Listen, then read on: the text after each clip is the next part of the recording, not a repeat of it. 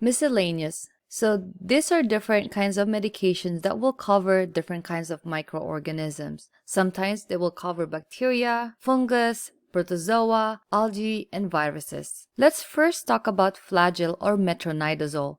Metronidazole is an antiprotozoal agent. This is considered bactericidal. Indications. This is used for protozoal and anaerobic organisms. In addition, this is first-line therapy for C. difficile or C. diff. This is also used as prophylaxis and treatment in colorectal and gynecological surgery or infection. So this is widely used to treat intra-abdominal and gynecologic infections caused by such organisms. Side effects include headaches, dizziness, liver dysfunction, and it also has an antabuse effect or disulfiram effect. Again, such as what we talked about earlier, this is basically increased sensitivity to alcoholic substances. This also has a metallic taste. This medication can also cause neutropenia or decrease white blood cells, as well as thrombocytopenia, which is a decrease in platelets.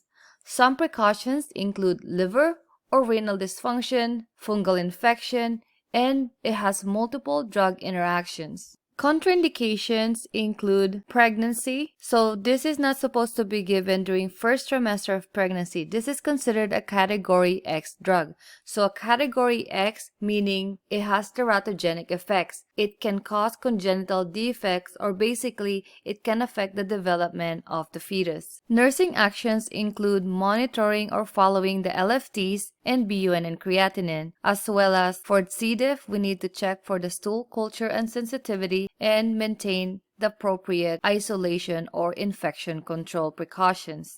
The next drug that we're going to talk about is vancomycin or vancomycin. So vancomycin is a glycopeptide and it is also bactericidal. So indications, usually we use this for serious or life-threatening gram-positive illnesses and especially infections in the bloodstream or sepsis, as well as infection in the bone. This is also used for MRSA or methicillin-resistant Staphylococcus aureus infection. So this is a staph infection that's multi-drug resistant. So this is a gram-positive bacteria. In addition, this is an alternate treatment for C. diff. So for example, for some reason the patient can't take metronidazole, or if metronidazole was not effective for this patient, then they may put the patient on vancomycin or vancomycin oral. So this medication is both nephrotoxic and ototoxic. So nephrotoxic meaning it's toxic to the kidneys, and ototoxic meaning it's toxic to the ear. So it can cause some complications pertaining hearing or ears. It can also cause Redman syndrome. Redman syndrome usually happens as a result of the IV infusion, and it's a reaction from giving it too fast, and sometimes it can cause some pruritus or itching, and it can cause erythematous rash or red rash that involves the face, neck, and upper torso. Precautions: knowing that it is a nephrotoxic drug, then we have to be very careful when giving it to somebody with kidney dysfunction or kidney failure. Now, contraindications, there are going to be different ones. Sometimes it may be allergies or renal failure. Nursing actions, we need to closely follow the BUN and creatinine or your renal functions, as well as the trough drug levels. There are some conversations pertaining monitoring the peak levels.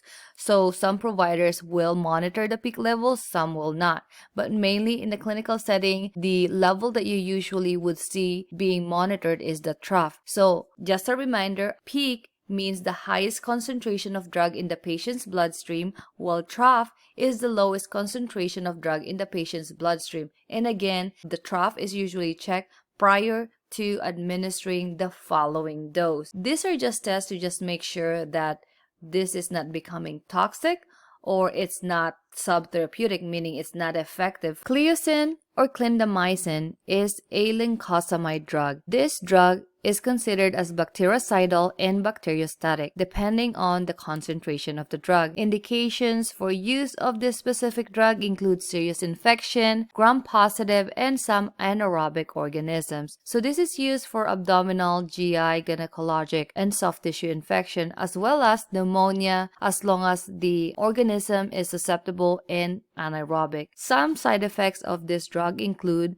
decreased WBC, rash, and shortness of breath. In addition, it can also cause pseudomembranous colitis and antibiotic-associated colitis. So pseudomembranous colitis can happen from an infection of a certain bacteria. It's usually C. diff, and so what happens is that bacteria rapidly outgrows the other bacteria that normally keeps them in check, and so causing inflammation in the large intestine. Some precautions include liver and renal dysfunction and history of antibiotic-associated colitis. Contraindications include ulcerative colitis, right? Because we know that a possible side effect is antibiotic-associated colitis. So if somebody already has an inflammation of their colon, then you want to avoid administering this medication. It is also contraindicated for patients with asthma because of the possible bronchial spasms, especially if they are allergic to clindamycin. This medication is believed to cause shortness of breath, and so that's why this is contraindicated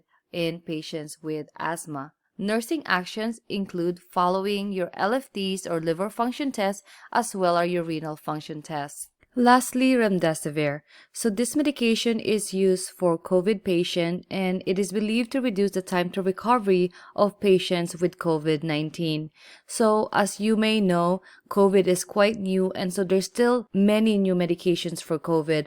But as of the time of when your book was published, this was a medication that they had more information on, and so that's why it is included here. But this may change in the next couple of years or even months. So indications, COVID-19, precautions and contraindications. So this medication can actually elevate your renal function and liver function. So nursing action would include follow or monitor and analyze your LFTs and renal function.